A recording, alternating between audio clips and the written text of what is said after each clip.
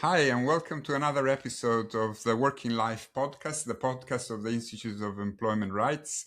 I'm Nicola Kouduris, and today I have the great pleasure of hosting David Whyte. David is a professor at the Department of Law at Queen Mary University, London. He's also a member of the Executive Committee of the Institute of Employment Rights. David is one of the foremost academic experts on the relationship between law and corporate power.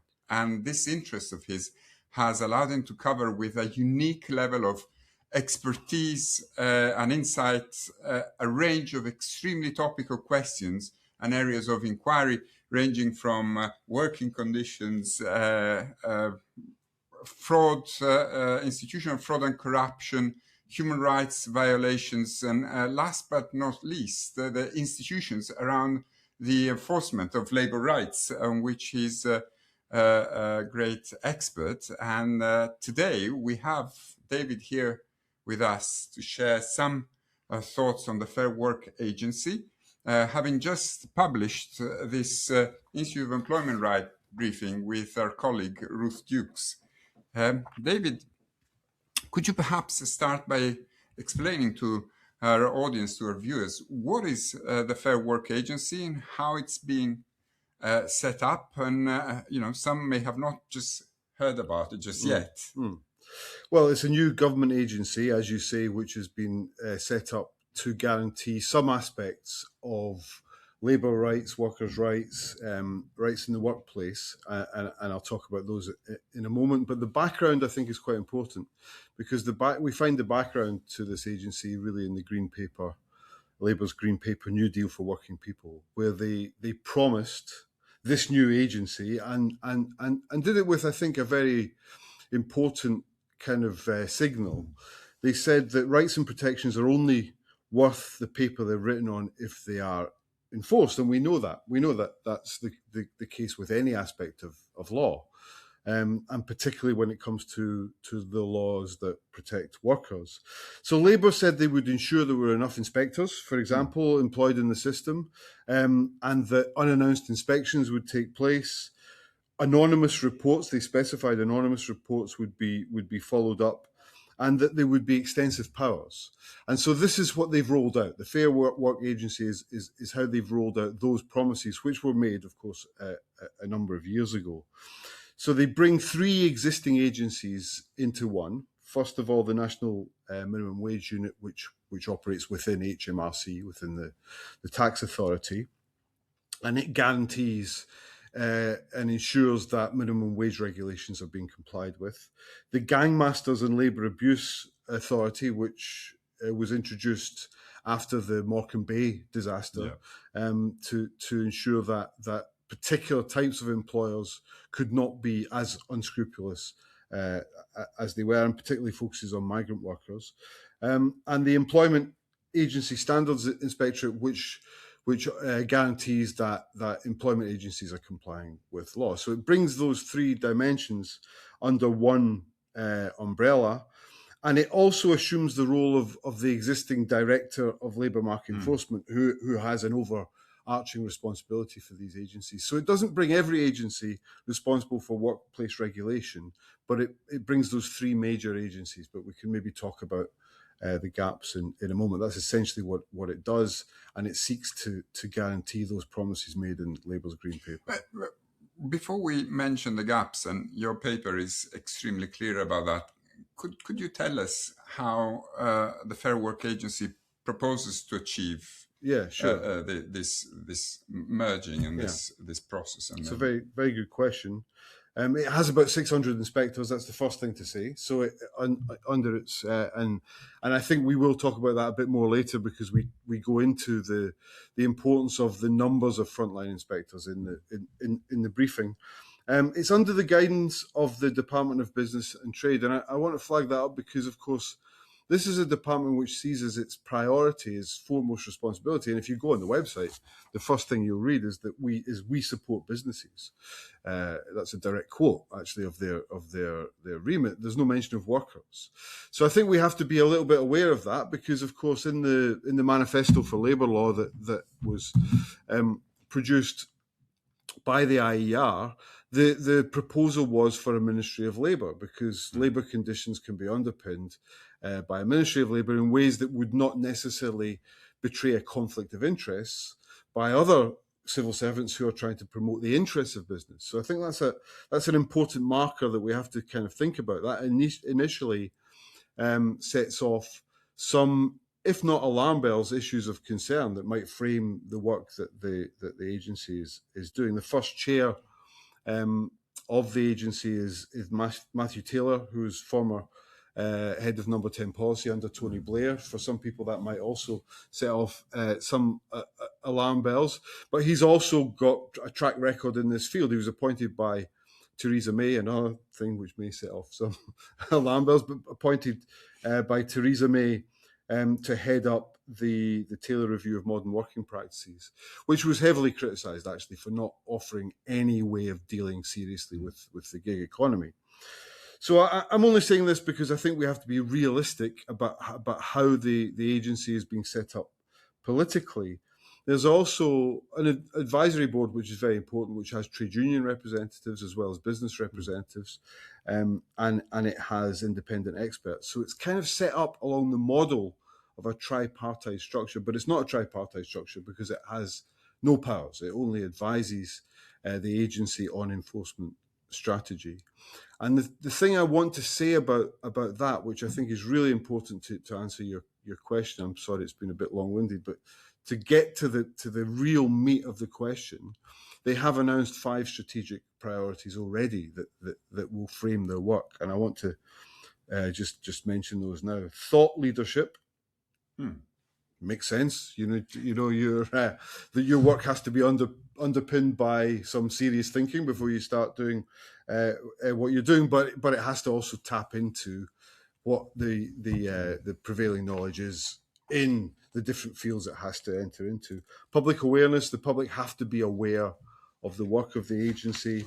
Stakeholder engagement. Of course, there is a number of how they're framing it. Stakeholders that I've just mentioned, business, the trade unions, workers who are not represented by trade unions, and other parties, other regulators. Communities also have an interest in how workplaces are being regulated, but we don't know how that's going to pan out. Intelligence and data-led enforcement, and I think this is absolutely crucial because this is what we've seen in all of the regulatory agencies, with, I think, some mixed consequences. That's the 4th one, and I'll come back to that in a minute. The 5th, reducing regulatory burdens on business. Now this has become, probably since just before the Blair government, so under Major, this was a kind of clarion call that tried to change the way in which regulators regulated, that they had to think about business in different ways. We could do an entire, separate podcast on this alone. Maybe we will. But this is not a neutral statement. To say that you're reducing burdens on business is saying something very specific. It means somebody else is going to have to carry those burdens. And that might be workers, it might be communities. But saying reducing burdens on business as effective regulation is very different from saying we will reduce the burdens on workers of being ill, or of not being paid enough, or not being, or the law not being complied, or the burdens on the public. And I do want to just say that those last two have a very important connection, because if we look at, I think, a good model of this, the Health and Safety Executive, they used data-led targeted enforcement from about 15 years ago. And one of the things that they did was they focused their regulation on high-risk workplaces. Yes. And that meant that they defined a whole series of workplaces as low risk, took them out of the regulatory system effectively.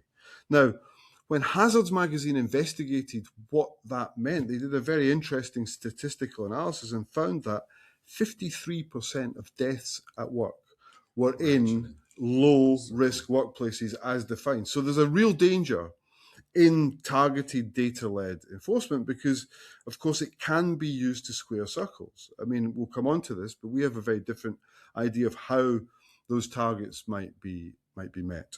Absolutely. There's a section in your briefing and the heading is yet to be decided. Having read that, I really started wondering if the Fair Work Agency is ready to hit the rubber, so to speak. What are your thoughts on this? I mean, it has new powers. So partly it has a new power to bring proceedings in employment tribunals on a worker's behalf, which actually strikes me as initially odd. We've no idea how that's going to work, because normally workers are represented by their trade unions, who are unequivocally on their side. But this raises big questions about whether there's something going on which might displace the role of workers' representatives as their representatives, right? But that's an open question. There are powers. Schedule 7 of the Employment Rights Act provides powers to expand the list of labour market legislation that might be brought into this. So that's an open question. But what's expected in this is holiday pay and sick pay will be brought into the remit. I think that's fairly clear. That's going to be part of the remit. But there are powers also to employ more labour inspectors, and there's a real we're crying out for more inspectors across the board here, particularly in terms of health and safety. But I think also in this sphere, we're talking about 600 inspectors. That's way below the ILO. Yeah, exactly. Way below the ILO. But we're talking, about the regulation of maybe millions and millions of workers in workplaces. So we know what the gaps are there. But there are also powers being brought in to delegate functions to other public authorities, which is very interesting. You could enhance capacity by bringing other public authorities into this, and you could even second other public servants, public employees into an inspection role. Resources can be redeployed. I'm not saying that's going to happen, because I think that the message of reducing burdens on business, it automatically creates an argument against that. But these powers are there, and I think we have to be shouting about those powers and talking about those powers as a means of putting political pressure on the Secretary of State, who will have those powers, to expand that. In terms of expanding the list of labour market legislation, there's big gaps, right? And we know that, particularly in terms of equalities legislation. Yeah. Where is the enforcement of equalities legislation here? And we know that we're crying out again for something to fill that gap. So I think when I say there are things to play for, I don't think it's all to play for, but there are opportunities here for a Secretary of State who wants to give this agency a bit more teeth to do so. There's no doubt about that. Whether that happens is another set of questions. David, one thing that struck me when I was reading your report was, the biggest selling point of the Fair Work Agency is that it brings together 3 pre-existing enforcement bodies in order to have some joined-up thinking, economies of scale. But in the concerns that you list in your briefing with Ruth, the very first point that you set out is that in spite of this effort, one of the biggest concerns is that there's still a fragmented regulatory system. You also raise a few more. I was wondering whether you could elaborate on those as well. Well, let's deal with the system remains fragmented. There's a number of agencies which have responsibility for regulating various aspects of workplace law, and I talked about equality legislation. The Equality Human Rights Commission, for example, has an overarching role in this. We have other mechanisms for enforcing wages, the Agricultural Wages Inspectorate, for example. But I think the big elephant in the room here that we focus on in the briefing, partly because the IER has done so much work on this in the past, and partly because it's so important, and that's health and safety regulation. So, and I don't just mean the health and safety executive, yes, the health and safety executive, but also local authority enforcement. And local authority enforcement of workplace conditions in relation to health and safety covers actually a very large number of workplaces, shops and retail outlets, wholesale warehouse, call centres. They're all under the responsibility of local authorities. And so one of our concerns is that there's all of this work going on, and when we're talking about local authorities, we're talking about more than 300 different authorities responsible. And if we're talking about the health and safety executive, they have, I mean, it's a huge responsibility that they have.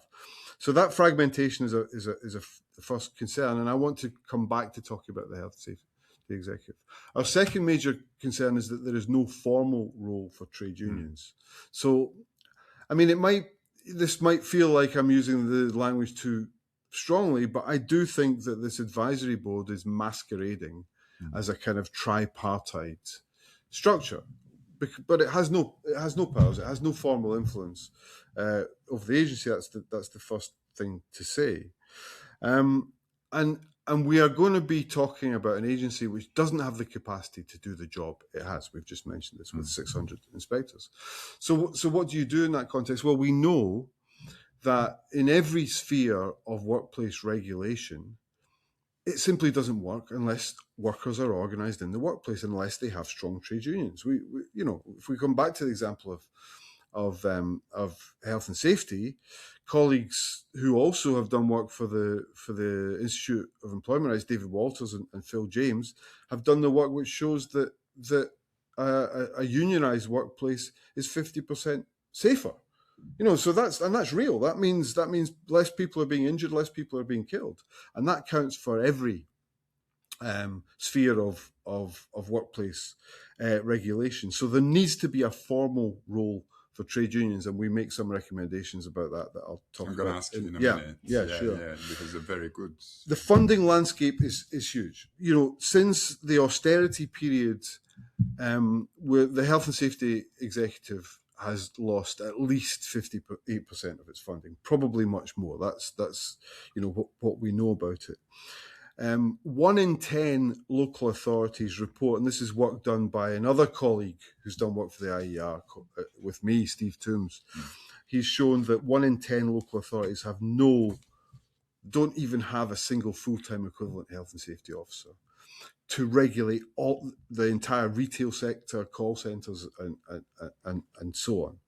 So that funding landscape has been completely decimated by years and years and years of public sector cuts. So that needs to be rebuilt. And those funding cuts have affected the agencies that have been rolled into this to this new agency, to the Fair Work Agency. And that means, to take another point which directly leads from that, the complete erosion of enforcement and of any credible scrutiny. I mean, we like to say it's very difficult to tell, but we like to kind of predict how often you're likely to be inspected as an employer. Yes. As far as we can tell, it's much more than once every 50 years. But actually, in some sectors, you're never going to be. I mean, it's going to be a lot more than that because of what I've just said. In the last 15 years, local authority inspections have fallen. Probably, we cite the empirical work, which was 94%. I mean, that means there's only 6% of local authority inspections than there were 15 years ago.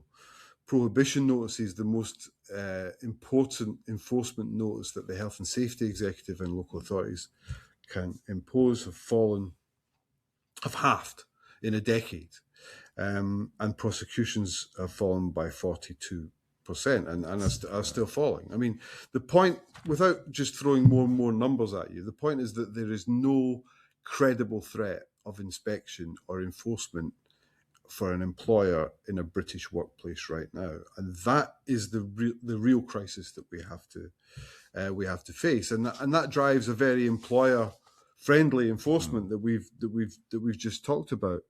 If we think about how the burdens on business are to be reduced, you have to ask, well, how can they be reduced any further in that context? And finally, we're also very aware of one particular aspect that gives us concern of the work of the new agency. And we've seen there's some credible evidence from NGOs and also academics that there's been some mission creep in the context of the GLAA the agency responsible for gangmasters, for regulating gangmasters, and the one that shades the most, I think, into migrant workers. And that issue has been mission creep, where you have information sharing between different agencies, including the UK Border Agency, and effectively raids very often become reduced to migration raids rather than raids which are supposed to be protecting workers. So there needs to be a firewall between those different functions. And we're very concerned that we don't see any evidence of that as the Fair Work Agency is moving forward. David, clearly you've and Ruth have put a lot of thought into this, and you have also come up with some proposals for improvement. Some of them are perhaps quick fixes. Some of them would require some thinking and some additional work on the part of government and parliament, perhaps. Sure. Can you tell us a bit more about these ideas for reform? I mean, look, we're thinking really, what does this agency need to be credible? If the problem is that there is no credible threat from the agency that the law will be enforced, what makes it credible?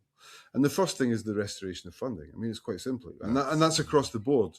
So not just the Fair Work Agency, but all of the other agencies I've mentioned. They've been completely gutted with 15 years of public sector cuts, and actually, we need to see that austerity-driven assault reversed as a starting point, restoring the Fair Work Agency and other agencies to pre-2010 levels of funding. That's just as a starting point, which probably wouldn't actually get us up to ILO compliant levels that you mentioned earlier. The ILO suggests that the compliant level for ILO Convention number 81, which is the Convention on Labour Inspection, which is one of the 4 core governance conventions in the ILO, which the British government has signed, recommends that a country like Britain should have at least 1 to 10,000 as a ratio. We're nowhere, as we've said, we're nowhere near that, and that's those 2 steps to restore funding and to begin to bring us back to ILO compliant levels would then get us to a point where we can talk about a credible inspection and enforcement regime. But that would also mean planned inspection regimes where employers can expect a proactive, even if nothing's happened, they can expect a surprise visit. We're not talking about every week. We're just talking about they can expect that to happen to make sure. And if they're legally compliant, then that's fine, of course, for employers. With a reasonable interval between visits. That's not too much to expect. A credible threat of enforcement action and prosecution where there are breaches of the law. I mean, again, that's something we all expect as citizens in our day-to-day life. Why shouldn't employers expect that? But I think importantly, the key performance indicators can't mess around with the kind of targeted intervention that we've seen in the past, which allows low-risk employers to go on killing and injuring employees. We have to have key performance indicators, which include targets, both for inspections and for enforcement levels. That's the only thing that I think is going to be able to focus minds in the agency in that sense. So I think they would be our starting points, but we also need to see and think about how we would restore a role for trade unions and for workers. And for trade unions, I think workers and their unions should be involved in the setting of enforcement targets. They know what's needed in the workforce. It shouldn't just be a question of the Department of Business and Trade, which has a particular remit setting those targets. Workers and their trade unions should be given the right to bring cases, not just as kind of individual applications through tribunals, but and this is the part that might take a bit of thinking through, but it does happen in other contexts in other ways, but to bring breaches of the law to the courts and to have the role of initiating those proceedings. And workers in the workplace can be given a central role because, after all, they are best placed to safeguard their own conditions. So where there's no trade union agreement, of course, that's very difficult for workers to do that. So we're saying that where there is no trade union recognition in a workplace, trade unions should automatically have the right to enter those and have a series of rights which allow them to organise workers to make sure they're properly represented.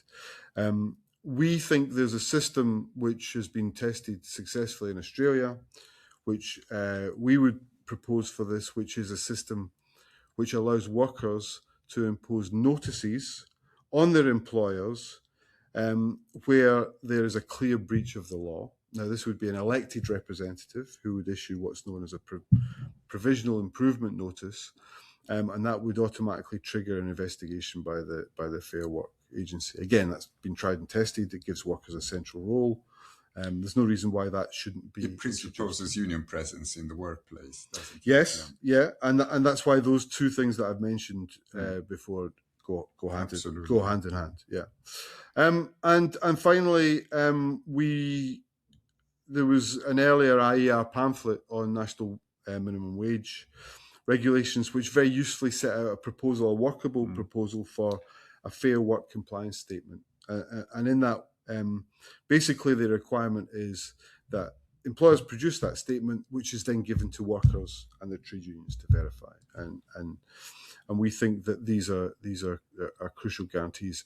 I would also say that point about anonymity that we start off the discussion with is crucial, because there is a practice in most workplace agencies, if not all workplace agencies in this country, where when workers report something, they ask for their anonymity to be waived. Now, there's a reason for that, and the reason is because the regulator or the inspector will then go to the employer to ask about what's been reported, and typically they will want to know what the veracity of the complaint is and the worker's name. But we don't see any reason why that.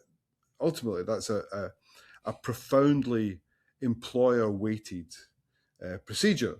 So we think anonymity should be guaranteed across the board. Workers should be free to anonymously report things without having to voluntarily give up their identity. And finally, although I think it's crucially important in the current political atmosphere, we cannot allow the Fair Work Agency to be part of a regime which punishes and hunts down and tracks migrant workers who are here doing a very hard job, and they need to be properly remunerated and their conditions need to be guaranteed.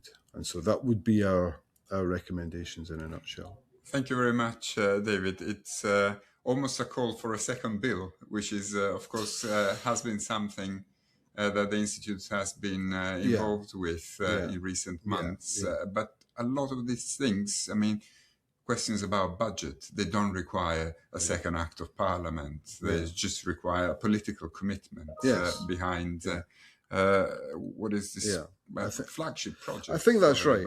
I think it also reveals the root and branch, starting from scratch, rebuilding of our regulatory regime that we want. You know, the rolling out of the new agency, when you look at it in any detail, you begin to realise that we need something much more fundamental to protect workers in the workplace, and that empowers workers. How long do you think we should wait? How many years reports from the Fair Work Agency should we wait for until we go out and say, look, the system as it has been set up has failed and it requires radical improvement? Or maybe we shouldn't wait at all.